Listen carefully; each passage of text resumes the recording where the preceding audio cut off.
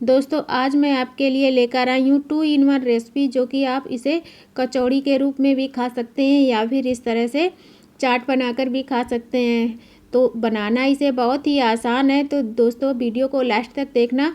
बहुत ही छोटा सा वीडियो है और बहुत ही मज़ेदार नाश्ता ये बनेगा। तो इसको बनाने के लिए देखिए मैंने इस तरह से कच्चे आलू लिए हैं और आलू को इस तरह से ग्रेट करना है। तो आप किसी भी मतलब ज़्यादा ये छोटा वाला ही ग्रेटर है, तो आपको इससे अगर परेशानी हो रही है तो थोड़े बड़े वाले से कर लीजिए, मीडियम साइज़ वाले से। थोड़े लंबे लंबे हमको लच्छे निकालने हैं इनके।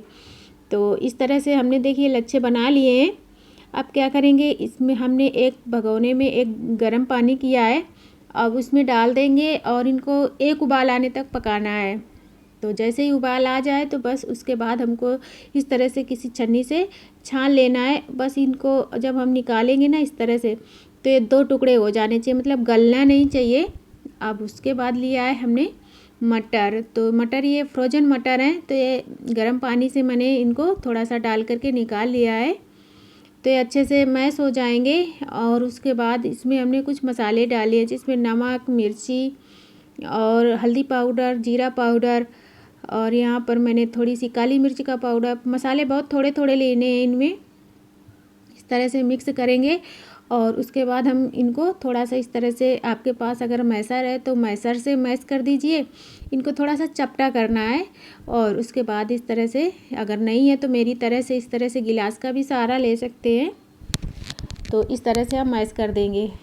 तो अगर आप ये सीजन वाले मटर ले रहे हैं तो इनको आपको उबाल कर ही लेना होगा।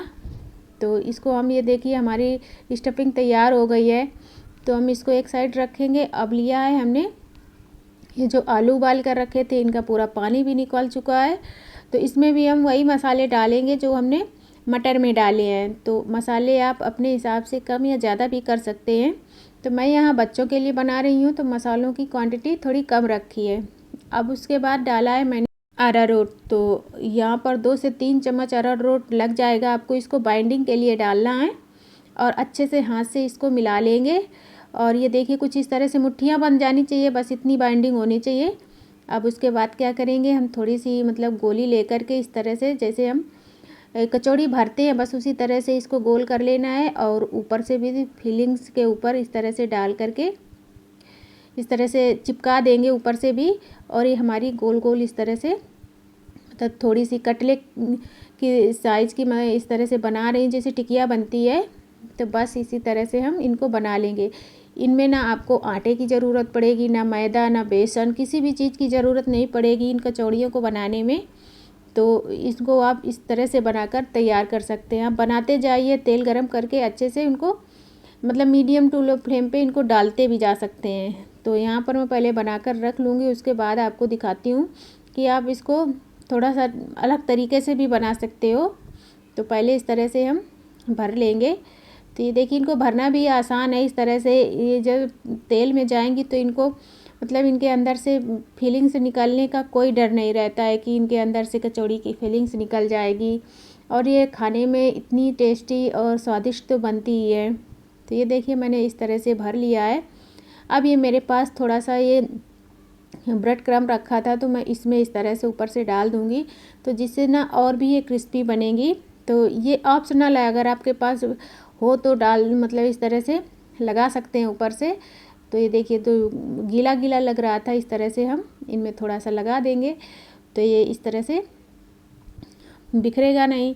वैसे भी अगर आप तेल में भी डालेंगे तो बिखरेंगे नहीं, अगर बिना ब्रेड क्रम्ब के भी डालेंगे तो आप इसको 2 तरह से बना सकते हैं। तो बस इस तरह से हम सारे इसमें लगा देंगे। तो देखिए मैंने लगा लिया है। अब इधर मैंने तेल गरम करने के लिए रख दिया था। तो तेल जब अच्छे से गरम हो जाए उसके बाद थोड़ा सा मीडियम कर देना है और उसके बाद अपने ये कचौड़ियों को डाल देंगे हम। और इस तरह से 1 मिनट के लिए इनको छोड़ देंगे, इनको बिल्कुल भी छेड़ना नहीं है। और ये देखिए इस तरह से हम इनको फिर उसके बाद बारी बारी से इस तरह से पलट देंगे सारी कचौड़ियों को। तो ऐसे ही पलटते हुए हमको अच्छे से गोल्डन ब्राउन होने तक इनको तलना है। अभी थोड़ी सी जगह बाकी थी तो मैंने एक और डाल दी है, इसको भी मैं थोड़ी देर बाद इस तरह से पलट दूँगी। तो ये देखिए इसी तरह से हम सारे बनाकर तैयार करेंगे। तो ये देखिए अच्छे से क्रिस्पी हो चुकी हैं ये, और बाकी की जो मतलब जो भी चीज़ें हमारी इसमें पकी हुई थी, बस क्रिस्पी होना था। तो ये देखिए अच्छे से क्रिस्पी हो गई, अच्छा सा कलर भी आ चुका है। तो इस तरह से अगर आप कचौड़ी बनाएंगे तो आपको इसमें कोई भी झंझट नहीं पड़ेगी, क्योंकि ना ही इसमें फटने का डर है कि तेल में जाते ही फट जाएंगी, ना ही इसमें आटा मैदा बेसन कुछ भी नहीं डला है। तो इस तरह से आप इस रेसिपी को ट्राई कर सकते हैं। तो चलिए मैं बाकी की भी इसी तरह से निकाल लेती हूँ। इसी तरह से डाल कर के मीडियम टू हाई पे पहले डालें, उसके बाद हमको आराम से सेंकना है। तो ये देखिए मैंने इधर सारी तैयार कर लिया है। अब इनको आप कटलेट की तरह खा सकते हैं, चाय के साथ खा सकते हैं, या फिर मेरी तरह से इसको अलग तरीके से भी इसको एंजॉय कर सकते हैं। तो चलिए मैं इस तरह से, ये देखिए अंदर से फीलिंग्स हमारी भरी हुई है। इनको आप कचौड़ियों की तरह किसी भी चटनी के साथ खा सकते हैं।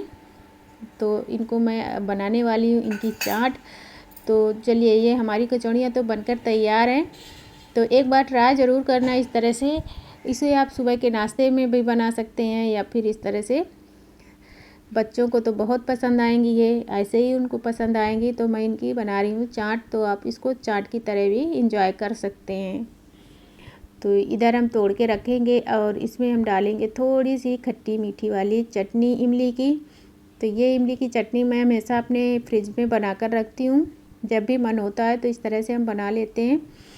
तो यहाँ पर थोड़ी सी इमली की चटनी डाली है, थोड़ा सा प्याज डाला है, दही डाला है, और इस तरह से थोड़ा सा काला नमक, लाल मिर्ची पाउडर, और सबसे ज़्यादा ज़रूरी चीज़ है हमारी चाट मसाला। तो बन गई हमारी चाट। और इसके बाद अगर आपके पास कोई सेव वगैरह है तो उसको भी डाल सकते हैं।